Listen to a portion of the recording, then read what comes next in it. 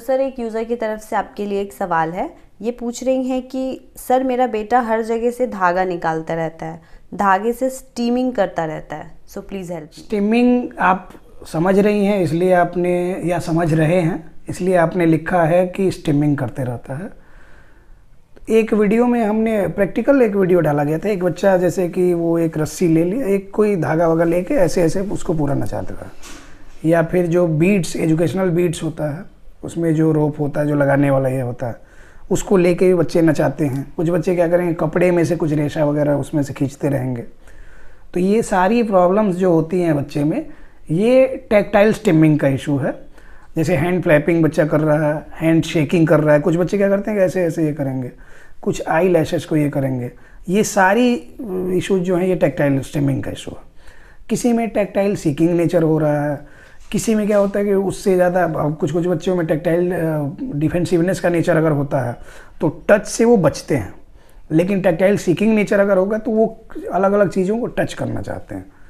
उसी तरह से ये भी उसको क्या कर रहा है, धागा अगर ले रहा है और उसको नचा रहा है तो ये टैक्टाइल स्टिमिंग है। और टैक्टाइल स्टिमिंग के लिए जब आप ये कर रहे हैं तो उसके लिए टैक्टाइल स्टिमुलेशन देना होता है।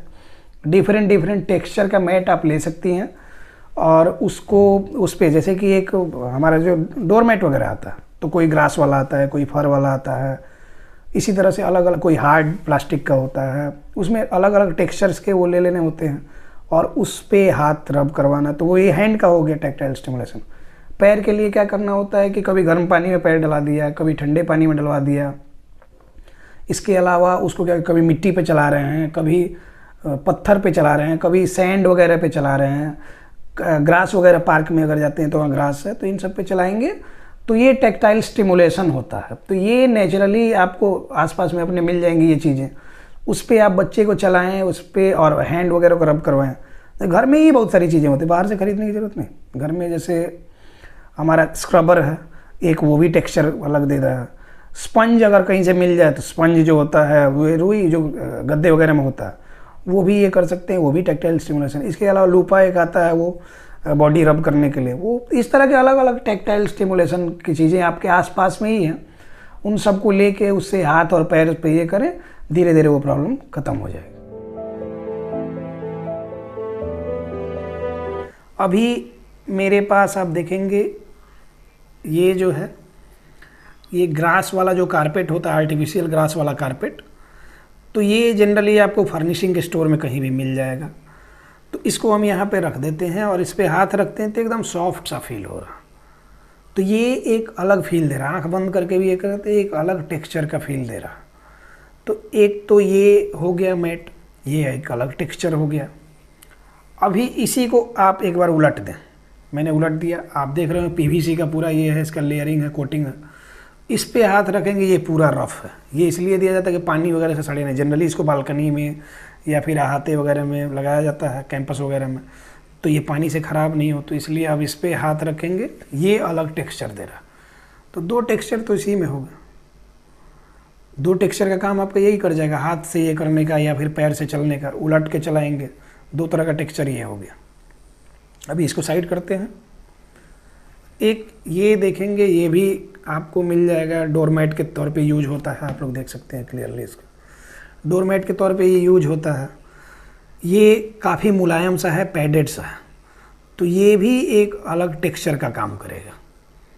तो ये दो टेक्सचर हो गए। अब ये एक अलग टेक्सचर हो गया, इस पर ये करेंगे तो ये थोड़ा रफ रफ सा है, जिग जैग पैटर्न में है, इसमें अलग फीलिंग आ रही है। और पीछे आप देखेंगे तो इसमें दाना दाना दाना दाना सा बना हुआ है, तो ये एक अलग फील दे रहा है। ये भी एक अलग टेक्सचर हो गया। तो ये भी हो गया हमारा, 4 टेक्सचर्स तो यही हो गए। अभी फिर ये देखते हैं, देखिए ये एक अलग टेक्सचर दे रहा है। इस पे हाथ रखने पे एक ये प्लास्टिक टाइप में है, पीवीसी का है, तो ये एक अलग टेक्सचर दे रहा है। इसका भी अलग फील आएगा। इसको उलट लेंगे, दोनों ओर से ये बराबर ही है, इसमें कुछ ज़्यादा ये नहीं कर सकते, इम्प्रोवाइज़ नहीं कर सकते। तो ये 5 तरह का टेक्सचर्स होगा। अभी आते हैं एक ये भी डोरमैट के तौर पे, ये कारपेट के तौर पे जनरली यूज किया जाता है। कालीन की जगह में ये यूज किया जाता है जनरली, लिविंग रूम वगैरह में, या फिर जहाँ पे हमारा हॉल वगैरह होता है वहाँ पे हम जनरली बिछाते हैं इसको। ये भी एक अलग टेक्सचर दे रहा है, ये जूट की तरह इसमें रेशे रेशे हैं, ये एक अलग टेक्सचर दे रहा है। इसमें उलट के देखेंगे तो एक अलग टेक्सचर। तो 6-7 टेक्सचर का यही हो गया। अब ये इतना ख़रीदने में मुश्किल से 150 से 200 रुपये का खर्च आपको आएगा। 1-1 स्क्वायर फीट का आप ले लेंगे फर्निशिंग के स्टोर से, तो आपको सारी चीज़ें मिल जाएंगी इसमें। और इसको आप बिछा के इस पर हाथ रखवा सकते हैं, पैर रखवा सकते हैं अलग अलग फील के लिए। इसके बाद इसी पे आप लाइन से बिछा के व्हील बैरो वॉकिंग करा सकते हैं। तो मतलब कि 200-300 में इतना बढ़िया ये हो जाना है। आपका टैक्टाइल स्टिमुलेशन का सारा एक्टिविटी इसी से हो जाना है, और बच्चे की सारी टैक्टाइल स्टिमिंग इसी से ख़त्म भी हो जानी है। वो चाहे हाइपोसेंसिटिव हो चाहे हाइपर सेंसिटिविटी। टैक्टाइल हाइपोसेंसिटिविटी में भी हेल्पफुल होगा, टैक्टाइल हाइपर सेंसिटिविटी में भी हेल्पफुल होगा। तो एक चीज़ और आपको दिखाते हैं, ये हम लोग जनरली बैलेंसिंग के लिए वेस्टिबुलर बोल्ट टाइप इसको यूज करते हैं। ये इसमें देख रहे हैं स्पाइक्स पूरा निकला हुआ है, ये पूरा स्पाइक्स है। ये भी एक अलग टेक्सचर का काम करेगा। ये भी आप खरीद लें तो बैलेंसिंग के लिए भी यूज कर सकते हैं। इसको उलट के हम लोग और बच्चों को इस पर खड़ा कराते हैं। आप लोग देख लीजिए ऑनलाइन, ये आपको मिल जाएगा, वेस्टिबुलर बोर्ड नाम से शायद मिलता है। इस पे आप बच्चे को खड़ा करें, ये थोड़ा थोड़ा बैलेंस अनबैलेंस होते रहेगा। तो ये भी एक टेक्सचर का भी फील दे रहा है, ये वेस्टिबुलर बोर्ड के तौर पे भी यूज हो जा रहा है। ये सारी चीज़ें सस्ती हैं, ज़्यादा खर्च करने की ज़रूरत नहीं है, आपके घर में एक्टिविटी का सामान हो जाना है। नेक्स्ट क्वेश्चन आपके नेक्स्ट यूज़र की तरफ से आपके लिए ये पूछ रहे हैं, क्या बॉटल फीडिंग से भी स्पीच में डिले होता है ऑटिस्टिक चाइल्ड में? ये इनका सवाल है। इन्होंने कहा कि ऑटिस्टिक चाइल्ड है तो उसमें ऑलरेडी स्पीच डिले होती है।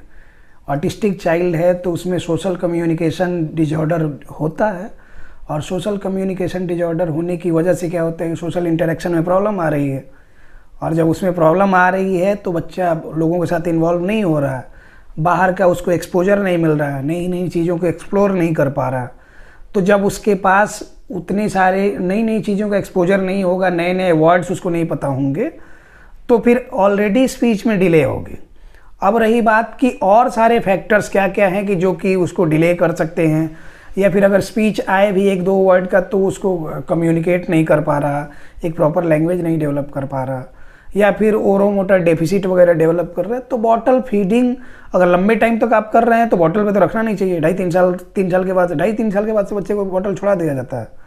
उसके बाद आप ग्लास वगैरह से दीजिए पीने के लिए, क्योंकि उस टाइम तक तो सारी चीज़ें नॉर्मली डेवलप कर जाती हैं। आपने बताया कि बच्चा आपका ऑटिस्टिक है, तो उसमें न्यूरो डेवलपमेंटल डिले है ही ऑलरेडी। अब मैक्सिमम केसेस में गलती ये होती है कि जैसे आज ही एक केस जो देखा वो बच्चे को, तो उसके मदर ने भी क्या किया कि उसको कोई भी चीज़ अगर नहीं खाना चाह रहा था तो उसको पीस के खिला दिया, पिला दिया, लिक्विड फॉर्म में दिया, सेमी सॉलिड फॉर्म में दिया, प्यूरी के फॉर्म में बना के दिया। तो इसकी वजह से क्या होता है कि आप लोग अगर ये करते हैं, ओवर केयरिंग जब हो जाते हैं बच्चों को लेके, तो प्रॉब्लम ये आती है कि जब चबाने का कुछ नहीं देंगे तो फेशियल मसल का वर्क नहीं होगा, और फेशियल मसल का वर्क नहीं होगा तो फेशियल मसल में स्ट्रेंथ नहीं आएगी। तो क्या होगा, बच्चा लार भी होल्ड नहीं कर पाएगा, लार हो सकता है गिरने लगे। टंग प्रॉपर मूव नहीं कर पाएगा, ऊपर करने के लिए कहा जाता है तो बच्चे नहीं कर पाते हैं, साइड बाई साइड चलाने के लिए कहेंगे नहीं चला पाते हैं। तो ये सारी जो वीकनेस हो जाएगी फेशियल मसल और टंग में, तो प्रॉपर प्रोनाउंसिएशन उसका नहीं हो पाएगा, कोई भी चीज़ का उच्चारण वो सही से नहीं कर पाएगा। तुतला के बोलेगा, जो उसके आसपास वाले लोग हैं वो भले समझ पाएंगे, लेकिन सारे लोग समझ नहीं पाएंगे। तो हाँ, इस तरह से अगर लंबे समय तक आप बॉटल पे रख रहे हैं, बॉटल फीडिंग करा रहे हैं, या फिर लंबे समय तक आप बच्चे को सिर्फ सेमी सॉलिड और प्यूरी के फॉर्म में खाना दे रहे हैं, तो ये सब चीज़ें करना छोड़ना है। ओवर केयरिंग तो करना ही नहीं होता बच्चे का। हर एक एज के बाद बच्चे को इंडिपेंडेंट बनने देना चाहिए। आप लोगों को ये लगता है कि आप नहीं खिलाएंगे तो बच्चा खाएगा नहीं, मैक्सिमम केसेस में ये होता है कि नहीं खिलाएंगे तो खाएगा नहीं, उसको भूख लगेगी तो अपने आप खाएगा, वो थोड़ा देर छोड़ के देखा जाए तब। तो हम लोग की प्रॉब्लम ये है कि हम ओवर पजेसिव होते हैं बच्चों को लेके, ओवर केयर करते हैं। हमारा केयर ऐसा नहीं हुआ, इसलिए हम में कोई प्रॉब्लम नहीं है, और इन बच्चों का ओवर केयर कर रहे हैं इसलिए इनमें प्रॉब्लम डेवलप कर रही है। तो इन सब बातों को समझना बहुत सारे वीडियो में हमने बताया है, और डाइट वाले वीडियो में खास करके हम बताते हैं क्या देना क्या नहीं देना, और उसमें ये भी बताते हैं कैसे कैसे दें। तो वो वीडियो आप देखिएगा तो आपको सारी बातें समझ में आ जाएंगी। और अभी तक बॉटल पे रखा है तो धीरे धीरे ओरोमोटर स्टिमुलेशन, एक्सरसाइजेज वगैरह कराएंगे, और उसके साथ साथ ब्लोइंग ब्रीदिंग कराएंगे तो बच्चा इम्प्रूव करना शुरू करेगा और उसमें स्पीच भी डेवलप करना शुरू। नाउ नेक्स्ट क्वेश्चन आपके नेक्स्ट यूज़र की तरफ से आपके लिए ये पूछ रहे हैं कि सर हाइपो किन बच्चों को कहते हैं, डिटेल वीडियो बनाइए इस पे प्लीज़। हाइपर एक्टिविटी वाले वीडियो पे ये सवाल है, ये जिम बॉल एक्टिविटीज़। अच्छा ठीक, उसमें हाँ कुछ बोला गया होगा। हाइपो का मतलब होता है, हाइपो एक प्रीफिक्स है। अब प्रीफिक्स मतलब अब ये हो रहा है कि जब किसी भी वर्ड के पहले आप कुछ लगा रहे हैं तो प्रीफिक्स उसको बोलते हैं, उससे उसका मतलब बदल जाता है। जैसे कि सेंट मतलब कि गया, भेजा गया, एब्सेंट मतलब अनुपस्थित। तो इसी तरह का क्या होता है कि कहीं पे ऑर्डर है, एक प्रॉपर ऑर्डर है, उसमें डिस ऐड कर दिया गया, डिसऑर्डर हो गया। तो एक प्रॉपर ऑर्डर में जा रहा था, डिसऑर्डर मतलब ऑर्डर, वो क्रम बिगड़ गया। इसी तरह से कुछ भी ये यूज कर रहे हैं हम लोग, यूज कर रहे हैं, अगर यूज की बात कर रहे हैं तो मतलब सही यूज हो रहा है। और एब्यूज, एब टर्म लग गया, प्रीफिक्स लग गया तो एब्यूज मतलब गलत यूज हो रहा है उसका, ये बात क्लियर है। इसी तरह से हाइपो भी एक प्रीफिक्स है और कुछ भी नहीं है। हाइपर और हाइपो एक दूसरे का अपोजिट है। अब हाइपर एक्टिव अगर कहेंगे तो बच्चा नॉर्मल जो बच्चे होते हैं उनसे ज़्यादा एग्रेसिव है, एक्टिविटी दिन भर भाग दौड़ कर रहा है, वो हाइपर एक्टिव हुआ। इसी तरह हाइपर ग्लाइसेमिया अगर कहेंगे, जिसको आप लोग डायबिटीज़ या शुगर की बीमारी समझते होंगे, तो क्या होता है, ब्लड शुगर लेवल का बढ़ जाना होता है, हमारे ब्लड में ग्लूकोज का लेवल बढ़ा और वो हाइपर ग्लाइसेमिया होता है। हाइपर टेंशन भी सुना होगा कि बीपी जब नॉर्मल से ज़्यादा बढ़ जाए तो उसको हाइपर टेंशन बोलते हैं। तो ये सारी चीज़ें आ गई, जब बढ़ रहा है नॉर्मल से ऊपर जा रहा है तो हाइपर, नॉर्मल से जब नीचे आ रहा है तो हाइपो। अब हाइपो टेंशन भी होता है और ख़ासकर महिलाओं में ज़्यादातर होता है क्योंकि उनको टाइमली खाना खाने पे ध्यान नहीं देना, ये सारी प्रॉब्लम्स होती हैं। Hypotension, hypoglycaemia, hypoactivity, ये हाइपर से ज़्यादा ही नुकसान करने वाले होते हैं। साइलेंट किलर बोला जाता है हाइपोटेंशन को और हाइपोग्लाइसेमिया को। तो बहुत सारे लोगों को सुना गया होगा कि जैसे वो साथ में चॉकलेट वगैरह या कुछ मीठा रखते हैं कि जब भी उनका ब्लड शुगर लेवल नीचे आएगा उनको पता चल जाता है तो वो चॉकलेट वगैरह खा लेते हैं। तो उससे क्या होगा कि उनका ब्लड शुगर लेवल मेंटेन करेगा। बीपी अगर लो हो जाता है तो अजीब सा चक्कर आना और ये सारी प्रॉब्लम होती है। तो उसमें कुछ ब्लड प्रेशर बढ़ना, जैसे कुछ ये हो गया कि पनीर वगैरह या फिर दूध का कोई ये ले लिया जाता है, नमक वगैरह कुछ ले लिया जाता है, तो उससे क्या होता है बीपी फिर मेंटेन कर जाता है। तो ये इनको साइलेंट किलर इसलिए बोला जाता है कि ये चीज़ें पता नहीं चलती। और हाइपर हो तो तुरंत रेड अलर्ट जारी हो जाता है। हाइपर जब ये होगा तो अपने आप से गुस्सा आने लगेगा, इरिटेशन होने लगेगी, वो सारी चीज़ें। तो इसलिए हाइपर और हाइपो, मैक्सिमम केसेस में क्या होता है कि हाइपो को हम लोग इग्नोर कर जाते हैं। अब हाइपो एक्टिव बच्चे की बात करना है हम, तो क्या करेंगे, नॉर्मल जो बच्चे होंगे उनसे कम ही एक्टिव वो होगा, आसपास की चीज़ों से उसको ज़्यादा मतलब नहीं रहेगा। जो बच्चे हैं उनसे ये लेजी होगा, सुस्त सा होगा, एक जगह पड़ा रहेगा, आसपास में क्या क्या चीज़ें घट गई घटनाएं उसको मतलब नहीं है, उसके बगल में पटाखा फोड़ो बम फोड़ो उससे भी ज़्यादा उसको मतलब होता नहीं है। तो इस तरह के बच्चों को हाइपो एक्टिव बोलते हैं। उनको कुछ करने के लिए कहा जाएगा वो एक जगह से सरकेंगे नहीं, कुछ उठा के ले आने के लिए कहा जाएगा नहीं करेंगे। जैसे एक बच्चा था जिसके बारे में हम बताए थे कि 30-35 kg का था और वो 5 साल का बच्चा 30-35 kg का, वो एकदम आराम से एक जगह बैठा है, उसको कुछ भी कहा जा रहा है वो नहीं करेगा, एक ही जगह बैठा है तो बैठा है। तो उस कंडीशन को हाइपो बोलते हैं, हाइपो एक्टिव बोलते हैं असल में। तो अब क्या हो रहा है कि हाइपो एक्टिव बच्चे जनरली सीवियर टाइप केसेस कोई मिलेंगे ना, जैसे हमने देखा है कि उनको क्या होता है ज़्यादा मतलब ही नहीं होता है, ज़्यादा चीज़ों के बारे में पता नहीं है और उनको प्रॉपर स्टिमुलस फील नहीं हो पा रहा है। उनको किसी हाइट पे खड़ा कर दिए तो भी फ़र्क नहीं है, उनको वहाँ से गिरा भी दिए तो भी फ़र्क नहीं पड़ता है, ये भी होता है। तो ऑटिज्म के सीवियर केसेस में ऐसा कंडीशन मैंने देखा है। डाउन सिंड्रोम वगैरह के केसेस में भी बच्चे जनरली क्या होते हैं कि उतने एक्टिव नहीं होते हैं, बस एक जगह हैं तो हैं, ज़्यादा इधर उधर नहीं, स्लो प्रोसेसिंग होती है, सारी चीज़ों की प्रोसेसिंग ही स्लो होती है। तो इसलिए वो कंडीशन हाइपो एक्टिव होता है, हाइपो एक्टिविटी बोलते हैं। उस कंडीशन में आपको सबसे पहला काम ये करना होता है कि बच्चे को एक्टिव कराना होता है, फिजिकली एक्टिव पहले करते हैं। जैसे यहाँ एक बच्चा आता था ना, जुन्नू को देखे होंगे लोग, तो वो आता था पिछले साल, तो वो भी है कि एक जगह बैठ गया तो बैठ गया, वो भी ज़्यादा, तो बॉडी की जो ओबेसिटी वाले कंडीशन में भी ज़्यादातर होता है। उन बच्चों को सबसे पहले बच्चों पे ध्यान देना चाहिए कि वही खाने पीने में ध्यान देना होता है कि दिन भर अनसन चीज़ें जो खिलाते रहते हैं उसकी वजह से प्रॉब्लम होती है। जंक फूड फास्ट फूड से बचा के और बच्चे को थोड़ा फिजिकली एक्टिव करते हैं तो हाइपो एक्टिविटी कम, मतलब धीरे धीरे वो एक्टिव होना शुरू होता है और हाइपर एक्टिविटी तो फिर भी ठीक है, जैसा मैंने बताया कि हाइपोग्लाइसेमिया और हाइपोटेंशन ये पता भी नहीं चलता और धीरे धीरे आदमी को ये कर देता है, ये ज़्यादा नुकसान है, साइलेंट किलर इनको बोलते हैं। उसी तरह हाइपो एक्टिविटी भी लोगों को समझ नहीं आता और धीरे धीरे वो बच्चे क्या होते हैं और वो डल होते जाता है। तो इस बात को ध्यान देने की ज़रूरत है। फिजिकली एक्टिव करना, बच्चे को सोशल इंटरेक्शन इंप्रूव करना, ये सारी चीज़ें आप करेंगे। इसके अलावा थेरेपी वगैरह चलेगी बच्चे की तो बच्चा ठीक हो जाएगा। एक यूज़र ने पूछा है, सर मेरा बच्चा 2.5 साल का है, उसको अंडरस्टैंडिंग नहीं है, अच्छा बुरा गंदा फियर आइडेंटिफाई करना कुछ भी नहीं है, तो वो कैसे डेवलप होगी, प्लीज़ हेल्प। 2.5 साल का है और अच्छा बुरा गंदा फियर कुछ भी आइडेंटिफाई नहीं करता, कुछ भी आइडेंटिफाई नहीं करता है तो कोई प्रॉब्लम उसको है। तो उसके लिए आप अगर आपको लग रहा है कि कुछ उसमें डेवलपमेंटल डिले है, उस एज ग्रुप के बच्चों के साथ उसकी डेवलपमेंट नहीं है। शारीरिक डेवलपमेंट तो सही होती है, फिजिकल डेवलपमेंट तो बच्चों में सही होती है, लेकिन न्यूरोलॉजिकल डेवलपमेंट, न्यूरो डेवलपमेंट में बच्चे पिछड़ जाते हैं। तो इसकी वजह से उसको आसपास के स्टिमुलस के बारे में पता नहीं चल रहा है। और इसी वीडियो में पहले हाइपो पे जो हमने बताया, तो हाइपो में देख लीजिएगा कि हाइपो एक्टिविटी वाला ये है। तो इस तरह का भी है कि आसपास की चीज़ों से उसको ज़्यादा मतलब नहीं है, कोई बुला रहा है उसको मतलब नहीं है, एक जगह से हिलना नहीं चाहता, कुछ करना नहीं चाहता, किसी के साथ नहीं जाना चाहता। ये मैंने बोला ना कि ये सीवियरिटी ज़्यादा होती है। तो अगर उस तरह के कंडीशंस हैं तो आप किसी न्यूरो डेवलपमेंट सेंटर पे बच्चे को लेके जाएं और बच्चे का प्रॉपर असेसमेंट कराएं, और बच्चे का असेसमेंट कराने के बाद उसका जो सजेशन दिया जाए उसके हिसाब से उसकी थेरेपी कराएं। अगर नहीं जाना चाहते हैं, आपको सिर्फ कंफर्म करना है कि प्रॉब्लम है कि नहीं है, तो हमारे साथ तो ऑनलाइन सेशन जो चलता है उसमें भी जुड़ सकते हैं। उसमें बच्चे का असेसमेंट किया जाएगा और सारे साइन सिम्टम। अब 1-2 साइन सिम्टम से तो होगा नहीं। बहुत सारे लोग सवाल करते हैं कि मेरे बच्चे की एज 13 साल है, वो ठीक हो पाएगा कि नहीं। तो 13 साल का है, उसको प्रॉब्लम क्या है पहले ही कहाँ बताया। 13 साल का एज है, ठीक हो पाएगा कि नहीं, हम कैसे बताएंगे। हम ना ज्योतिष हैं ना वो निर्मल बाबा हैं, तो फिर हम बताएंगे कैसे कि भाई वो क्या होगा कि गाय को रोटी खिलाओगे, पिज्ज़ा खिलाओ, उससे ठीक हो जाएगा, ऐसा कुछ तो होगा नहीं। तो ये सारी बातें समझने की ज़रूरत है।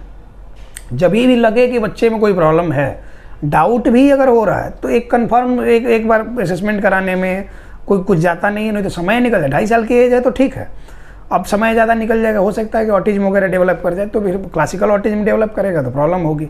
इसलिए आपके लिए मेरा सुझाव ये रहेगा कि आप कहीं न्यूरो डेवलपमेंट सेंटर जाएं और बच्चे का प्रॉपर असेसमेंट कराएं, जो उन लोग कहें उसके हिसाब से उसको फुलफिल करें टर्म कंडीशंस को। और स्क्रीन टाइम अगर ज़्यादा है बच्चे का तो स्क्रीन टाइम ज़रूर कम करें। ये एक यूज़र का ये सवाल है कि सर मेरा बेटा 6 साल का है, 4 साल में स्पीच आया, बट मेरा बेटा बाथरूम की चीज़ों को देखता है और खुश होता है। वर्बल स्टीमिंग में भी बाथरूम की चीज़ों का ही नाम बोलता है, जैसे हार्पिक, लाइजॉल, हैंड वॉश। मैं कैसे हैंडल करूं, प्लीज़ एडवाइस। वर्बल स्टिमिंग इन्होंने बताया कि वर्बल स्टिमिंग इसमें है। सब कुछ नॉर्मल डेवलप कर रहा था 4 साल के एज तक। क्या बताया है कि 6 साल 4 साल में स्पीच आया, 4 साल में स्पीच आया, अभी वो बच्चा 6 साल का है। अभी वो बच्चा 6 साल का है। तो वर्बल स्टिमिंग अगर डेवलप किया है तो या तो नेचुरली उसका स्पीच डेवलप नहीं किया है, फोर्सफुली डेवलप कराया गया है। मैक्सिमम केसेस में स्पीच थेरेपी गलत टाइम पे करने की वजह से बच्चों में वर्बल स्टिमिंग डेवलप करती है, या फिर इकोलेलिया डेवलप करता है। और उसके बाद क्या होता है कि बच्चों में अब जो एज के हिसाब से समझदारी बढ़ेगी, तो अब जितना एक्सपोजर मिलेगा समझदारी तो बढ़ेगी। एज के हिसाब से भी रिकवरी होती है, लेकिन सही डायरेक्शन में नहीं जाने की वजह से सही से रिकवरी नहीं होती। तो एज के हिसाब से बच्चा आसपास की चीज़ों को ऑब्जर्व तो कर ही रहा। तो इन सब चीज़ों को ऑब्जर्व जब बच्चा करेगा तो कुछ ना कुछ नई नई चीज़ें सीखेगा। अब लंबे टाइम तक अगर सेंसरी इश्यूज हैं उनको ठीक नहीं किया गया तो वो कुछ कुछ इश्यूज परसिस्ट कर जाएंगे, और फिर क्या होगा कि वो एक बिहेवियरल टेंट्रम डेवलप करेगा, और फिर बच्चा किसी किसी चीज़ से ऑब्सेस्ड हो जाएगा। जैसे इन्होंने बताया कि बाथरूम की चीज़ों का नाम लेते रहता है, और बाथरूम की चीज़ों का बार बार ये करता है कि उसका नाम ले लेके और देख के खुश होता है, या नाम ले लेके बोलते रहता है, कंटिन्यूसली बोलते रहता है।